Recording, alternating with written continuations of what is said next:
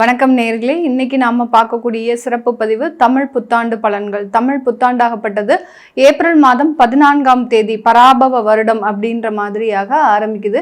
இந்த பராபவம் அப்படின்னு சொன்னோம்னா சுழற்சி முறை அப்படின்னா அதற்கு உண்டான ஒரு பொருள். ஆனால் ஜோதிட ரீதியாக பார்த்தீங்கன்னா இந்த பராபவ வருடத்துல ஒரு சுழற்சி அப்படின்றது வெற்றி அப்படின்றது ஒரு தோல்வியையும், தோல்வி அப்படின்றது ஒரு வெற்றியையும் குறிக்கக்கூடிய ஒரு அமைப்பாக தான் இந்த பராபவ வருடம் இருக்க போகுது. யார் யாருக்கெல்லாம் நீங்க நன்மைகள் கிடைக்கல அப்படின்னு நினைக்கிறீங்களோ அவர்களுக்கு எல்லாருக்குமே ஒரு நன்மைகள் கிடைக்கக்கூடிய ஒரு ஆண்டாகவும், தோல்வியே இல்லாத சில நபர்களுக்கு இந்த ஆண்டு ஒரு தோல்வியை கொடுக்கக்கூடிய ஒரு ஆண்டாகவும் தான் இந்த பராபவ வருடம் இருக்க போகுது. இந்த வருடத்துல இருக்கக்கூடிய கோச்சார கிரகங்களின் நிலவரங்கள் அப்படின்னு பார்க்கும்போது வருடம் ஆரம்பிக்கும் போது அந்த சூரியன் சுக்கிரன் சேர்க்கை அந்த மேஷ ராசியில இருக்கு, மிதுன ராசியில குரு பகவான், அடுத்து சிம்ம ராசியில கேது பகவான், கும்ப ராசியில ராகு பகவான், அடுத்து சனி பகவான் மீன ராசியில இருக்கிறார். இதுதான் வருடம் ஆரம்பிக்கும் போது இருக்கக்கூடிய கோச்சார கிரகங்களின் நிலவரங்கள்.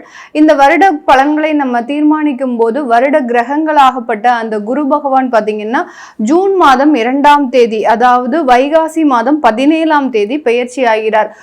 மிதுன ராசியிலிருந்து உச்சம் பெற போறார். கடக ராசிக்கு சென்று அங்க உச்சம் பெற்ற ஒரு குரு பகவானா பெயர்ச்சியாக போகிறார். அடுத்து பார்த்தீங்கன்னா இந்த குரு பகவான் திரும்பியும் அதிசாரம் பெறுகிறார். அதிசாரம் அப்படின்னா விரைவாக நகர்ந்து சென்று அடுத்த ராசிக்கு பயிற்சி ஆகிறது தான் அதிசாரம். இந்த அதிசார ஒரு பயிற்சியாகப்பட்டது ஐப்பசி மாதம் நிகழக்கூடிய ஒரு அமைப்பாக இருக்கு. ஐப்பசி மாதம் 14ஆம் தேதி அந்த குரு பகவான் மீண்டும் அதிசாரம் பெற்று வருகிறார். இந்த குரு அதிசார நிவர்த்தி ஆகப்பட்டது 25ஆம் தேதி ஜனவரி மாதம், அதாவது தை மாதம் 10ஆம் தேதி இந்த குரு அதிசார நிவர்த்தி அடைகிறார். இதுதான் இந்த இடத்துல இருக்கக்கூடிய ஒரு முக்கியமான கிரகங்களின் பெயர்ச்சி. அடுத்து ராகு கேது அப்படின்னு சொல்லக்கூடிய அந்த நிழல் கிரகங்களாகப்பட்ட அந்த சர்ப்ப கிரகங்களின் பெயர்ச்சியாகப்பட்டது கார்த்திகை மாதம் 19ஆம் தேதி, அதாவது டிசம்பர் மாதம் 6ஆம் தேதி அந்த கேது பகவான் சிம்ம ராசியிலிருந்து கடக ராசிக்கும், ராகு பகவான் கும்ப ராசியிலிருந்து மகர ராசிக்கும் பெயர்ச்சியாகி வருகிறார். இது வக்ர கிரகங்கள் அப்படின்றதுனால அது ரிவர்ஸ்ல தான் எப்போதுமே இதனுடைய சுழற்சி இருக்கும். சனி பகவான் இந்த தமிழ் வருடத்துல பராபவ வருடத்துல மீன ராசியில இருந்து வக்ரம் அடைகிறார். எப்போ வக்ரம் அடைகிறார் சனி பகவான் அப்படின்னு பார்க்கும்போது கார்த்திகை மாதம் 24ஆம் தேதி, அதாவது டிசம்பர் மாதம் 11ஆம் தேதி வக்ரம் அடைகிறார். இந்த வக்ரம் அடையக்கூடிய ஒரு சூழ்நிலையில இந்த மாதிரியான இந்த பராபவ வருடத்துல இருக்கக்கூடிய கிரகங்களின் கோச்சார நிலவரங்களின்படி ஒவ்வொரு ராசி என்பர்களுக்கும் உண்டான பலன்களை பற்றி பார்க்க போறோம். அந்த பலன்கள்ல நமக்கு என்ன மாதிரியாக இருக்கு, ஒவ்வொரு ராசிக்கும் என்னென்ன ஏற்ற இறக்கங்கள் இருக்கு, நீங்க எந்த மாதிரியாக சில விஷயங்களை மாற்றிக்கணும் அப்படின்றது தான் இந்த பதிவுல தெளிவா பார்க்க போறோம். இந்த சேனலை முதன்முறையா பாக்குறீங்க அப்படின்னா சப்ஸ்கிரைப் பண்ணிக்கோங்க, பெல் பட்டன்ல ஆல் ஆப்ஷன் சூஸ் பண்ணிக்கோங்க. விருச்சிக ராசி என்பர்கள் காலபுருஷனுக்கு 8ஆம் இடத்துல இருக்கிறதுனால நீண்டகால ஒரு பிரச்சனைகள், நீண்டகால கடன்கள், நீண்டகால போராடக்கூடிய ஒரு அமைப்பு வாய்ந்தவர்கள் இந்த விருச்சிக ராசி என்பர்கள். இவர்களினுடைய ராசியில சந்திரன் நீச்சம் அடைகிறார். நீச்சம் அப்படின்னா என்ன அப்படின்னா உச்சம் பெறும்போது இந்த கிரகத்தினுடைய பலம் 2 மடங்காகவும், நீச்சம் அடையும் போது அந்த கிரகத்தினுடைய பலம் 2 மடங்காக குறைவாகவும் இருக்கக்கூடிய ஒரு நேரமாக இருக்கும். அதாவது ஒரு நெகட்டிவ் எனர்ஜி அப்படின்றது அளவுக்கு அதிகமாக இருக்கும். அதே இது உச்சம் பெற்ற கிரகமாக இருந்தது அப்படின்னா அது இருக்கக்கூடிய ஒரு ஸ்தானத்தை பொறுத்து அதிகப்படியாக பாசிட்டிவாக மாறுறதுக்கு உண்டான ஒரு அமைப்பாக இருக்கும். இப்போ இந்த விருச்சிக ராசி காலபுருஷனுக்கு 8ஆம் இடமான மறைவு ஸ்தானத்துல சந்திரன் நீச்சம் அடைகிறதுனால இவர்களுக்கு உடல் பலம் இருந்தாலும் மனம் பலம் அப்படின்றது பெரிய அளவுக்கு இருக்காது. எல்லா இடத்துலையுமே ஒரு குழப்பமான ஒரு சூழ்நிலையை அடையக்கூடிய ஒரு நேரம். சடனா கோவப்பட்டு ஏதாவது பேசிடுவாங்க, அந்த பேசின வார்த்தைகளை அள்ள முடியாது. அதனால அடுத்தடுத்து அந்த பிரிவுகள் அப்படின்றது இந்த விருச்சிக ராசி என்பவர்களுக்கு அதிகப்படியாக இருக்கும்.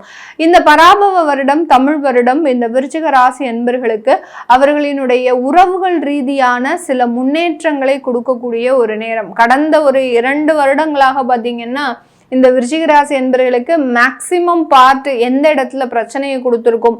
வேலையிலலாம் எவ்வளோ பிரச்சனை இருந்தாலும் இவர்கள் சமாளிச்சிருப்பாங்க. ஆனால் இவர்களுக்கு இருந்த பிரச்சனைகளே பார்த்தீங்கன்னா இந்த உறவுகள் ரீதியாக, அதாவது குடும்பஸ்தானாதிபதி 8ஆம் இடத்துல குரு பகவான் மறைஞ்சிட்டாரு. அடுத்து 4ஆம் இடத்துல ராகு பகவான் சுகஸ்தானத்துல இருக்காரு. 5ஆம் இடத்துல சனி பகவான். வேற எந்த ஸ்தானமும் தேவையே இல்லை. இந்த 3 ஸ்தானங்களே போறோம் மிகப்பெரிய அளவுக்கு பிரச்சனையை கொடுக்கறதுக்கு. ஏன்னா உறவுகள் ரீதியான பிரிவுகள் அப்படின்றது அதிகரிச்சுக்கிட்டே போயிருக்கும். திடீர்னு இருந்தாப்புல அம்மா அப்பா கிட்ட இருந்து விலகிறது, திடீர்னு இருந்தாப்புல குழந்தைகள் கிட்ட சண்டைகள் வர்றது, திடீர்னு இருந்தாப்புல கணவன் மனைவி விவாகரத்து, இது எல்லாமே எதிர்பாராத சம்பவங்களாக மாறக்கூடிய ஒரு அமைப்பை இந்த விருச்சிக ராசி என்பர்கள் கடந்த 2 வருடங்களாக பெற்றிருக்கிறாங்க. இந்த விருச்சிக ராசி என்பர்கள் தன்னுடைய வாழ்நாள் முழுவதும் ஏதோ ஒரு விதமான பிரச்சனைகளை அனுபவித்தாலும் இந்த 2 வருடத்துல இவர்கள் அனுபவித்த அந்த சம்பவங்கள் பிரச்சனைகள் எல்லாமே பார்த்தீங்கன்னா எதிர்பாராதது. அந்த எதிர்பார்ப்பு இல்லாத ஒரு நேரத்துல இது எல்லாமே நடந்ததுனால செய்வதறியாது ஒரு மன உளைச்சல்ல இருக்கக்கூடிய ஒரு அமைப்பாக இருக்கு. அப்போ இந்த பராபவ வருடம் இதுக்கு எல்லாத்துக்குமே நிவர்த்தியை கொடுக்குமா அப்படின்னு கேட்டீங்கன்னா கண்டிப்பாக கொடுக்கும். ஏன்னா இந்த 3 கிரகங்களும் உங்களுக்கு மாற்றத்தை கொடுக்க போகுது. குரு பகவான் 9ஆம் இடத்திற்கு உச்சம் பெற போறாரு. ராகு பகவான் 3ஆம் இடத்திற்கு பயிற்சியாகி வர்றாரு. ஒரு மிகப்பெரிய ஒரு மாற்றம். இதனால இழந்த உறவுகளை மீட்டெடுக்கக்கூடிய ஒரு நேரமாக இருக்கும். இப்ப விவாகரத்தே ஆயிடுச்சு அப்படின்ற பட்சத்துல அடுத்த ஒரு வாழ்க்கை கண்டிப்பாக உங்களுக்குன்னு காத்துட்டு இருக்கக்கூடிய ஒரு நேரம். இந்த விருச்சிக ராசி அன்பர்கள்ல ரொம்ப பாவப்பட்ட ஜென்மங்கள் அப்படின்னு சொன்னோம்னா யாரு நபர்கள், எந்த நபர்கள் அப்படின்னு கேட்டோங்கன்னா அந்த விருச்சிக ராசி அன்பர்கள்ல 25 வயதுல இருந்து 35 வயதுக்குள்ள இருக்கக்கூடியவர்கள் அதிகப்படியான ஒரு நம்பிக்கை துரோகத்தை அனுபவிச்சிருப்பாங்க. இந்த 35 வயசுக்குள்ள வாழ்க்கையில எதெல்லாம் அனுபவிக்க கூடாதோ அது எல்லாத்தையுமே அனுபவிச்சு இன்னமே நம்ம வாழ்க்கை அடுத்த கட்ட ஒரு வாழ்க்கையை நோக்கி பயணிக்கும் போது அதுல ஒரு பயம், பதற்றம், இவர்கள் நமக்கு உகந்த நபராக இருப்பாங்களா, நம்மளோட நல்லா டிராவல் பண்ணுவாங்களா அப்படின்ற ஒரு பயம் கலந்த ஒரு உணர்வுகள் அப்படின்றது இந்த விருச்சிக ராசி என்பர்கள் இருப்பாங்க.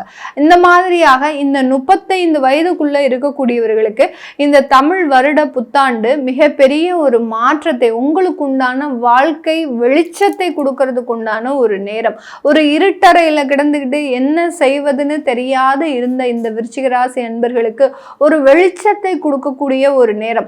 அந்த வெளிச்சத்தினால இந்த பாதை தான், நீ தைரியமா எந்திரிச்சு வரலாம், யாராவது நம்மளுக்கு சொல்ல மாட்டாங்களா, அந்த மாதிரியான ஒரு ஏக்கங்கள் கண்டிப்பாக நான் சொல்றேன். இந்த விருச்சிக ராசி அன்பர்கள் இந்த தமிழ் வருடத்துல அந்த வெளிச்சத்தை நோக்கி நீங்க தாராளமாக பயணிக்கலாம். அதன் மூலமாக உங்களுடைய வாழ்க்கை மிகவும் ஒரு அற்புதமான ஒரு வாழ்க்கையாக மாறக்கூடிய ஒரு நேரமாக இருக்கும். குழந்தை பாக்கியம் இல்லாதவர்களுக்கு அந்த குழந்தை பாக்கியமும் ஏற்படக்கூடிய ஒரு தருணமாக தான் இருக்க போகுது. நிறைய விருச்சிக ராசி என்பவர்களுக்கு பெண் குழந்தைகள் பிறக்கக்கூடிய ஒரு நேரம். ஏன்னா ஆண்கள்னால நிறைய ஒரு வெறுப்புகளை அனுபவித்த இந்த விருச்சிக ராசி என்பவர்கள் தனக்குன்னு ஒரு பெண் குழந்தை தான் வேணும் அப்படின்ற மாதிரியாக ஒரு முழுமையான ஒரு பிரார்த்தனையோட இருப்பாங்க. இந்த பிரார்த்தனைகள் 100% நிறைவேறக்கூடிய ஒரு ஆண்டாக தான் இந்த தமிழ் வருடம் இருக்க போகுது. அதனால உங்களுக்கு பிடித்தமான வாழ்க்கை, உங்களுக்கு பிடித்தமான வரன்கள், உங்களுக்கு பிடித்தமான வேலைகள், நீங்க செய்யக்கூடிய தொழில்ல அதிகப்படியான லாபங்கள், அடுத்தடுத்து உங்களுடைய தொழில்ல வளர்ச்சிகள், இப்படி நாலா பக்கமும் நிறைய ஒரு வளர்ச்சிகளை அடையக்கூடிய ஒரு ஆண்டாக தான் இந்த விருச்சிக ராசி என்பவர்களுக்கு இருக்க போகுது. வெளிநாட்டில் இருக்கக்கூடியவர்களுக்கு நிறைய பேருக்கு விசா சம்பந்தப்பட்ட பிரச்சனைகள். நிறைய விருச்சிக ராசி என்பவர்கள் நான் இந்த காலகட்டம் விசா முடியுது, நான் பேக் டு இந்தியா வரலான்னு இருக்கிறேன் அப்படின்னு சொன்ன நபர்கள் நிறைய பேர். என்னுடைய கிளையன்ஸே பார்த்தீங்கன்னா நான் உங்களுக்கு கிடைக்கும் அப்படின்னு நம்பிக்கையோட அவங்களுக்கு நான் சொன்னாலும் கூட அவங்களுக்கு இருக்கக்கூடிய அந்த மனப்பதற்றம், அதுதான் அந்த சந்திரன் நீச்சமாகக்கூடிய ஒரு சூழ்நிலை. அந்த மனப்பதற்றத்தினால அடிக்கடி ஃபோன் பண்ணிக்கிட்டே இருப்பாங்க. மேடம் எனக்கு கிடைச்சிடுமா அப்படின்னு கேட்டுட்டே இருப்பாங்க. உறுதியாக உங்களுக்கு இந்த விருச்சிக ராசி என்பவர்களுக்கு இந்த விசா சம்பந்தப்பட்ட பிரச்சனைகள்லாம் முழுமையாக தீரக்கூடிய ஒரு நேரம். 8ஆம் இடத்துல இருந்து குரு பகவான் 9ஆம் இடத்திற்கு உச்சம் பெற போறார். அடுத்து 10ஆம் இடத்திற்கு அதிசாரம் பெற போறார்.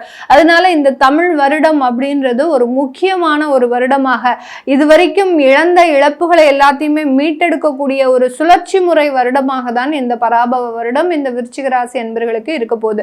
இது எல்லாமே நம்ம கோச்சார நிலவரப்படி பலன்களை கணிச்சு சொல்லியிருக்கிறோம். உங்களுடைய சுய ஜாதக திசாபுத்தி பலன்களை பார்க்கணும் விருப்பப்படுறவங்க கீழே இருக்கிற நம்பருக்கு வாட்ஸ்அப்ல அப்பாயின்மெண்ட் வாங்கிக்கிட்டு நீங்க கன்சல்ட் பண்ணிக்கலாம். உங்களுடைய குழந்தைகளுக்கு ஜாதகம் எழுதணும், நியூமராலஜி படி பேர் வைக்கணும்னு நினைக்கிறவங்களும் கீழே இருக்கிற நம்பருக்கு வாட்ஸ்அப்ல மெசேஜ் அனுப்புங்க. அதற்குண்டான விவரங்கள் தெரிய வரும். உங்களிடமிருந்து விடைபெறுவது உங்கள் ஆஸ்ட்ரோ பூர்ணா. நன்றி, வணக்கம்.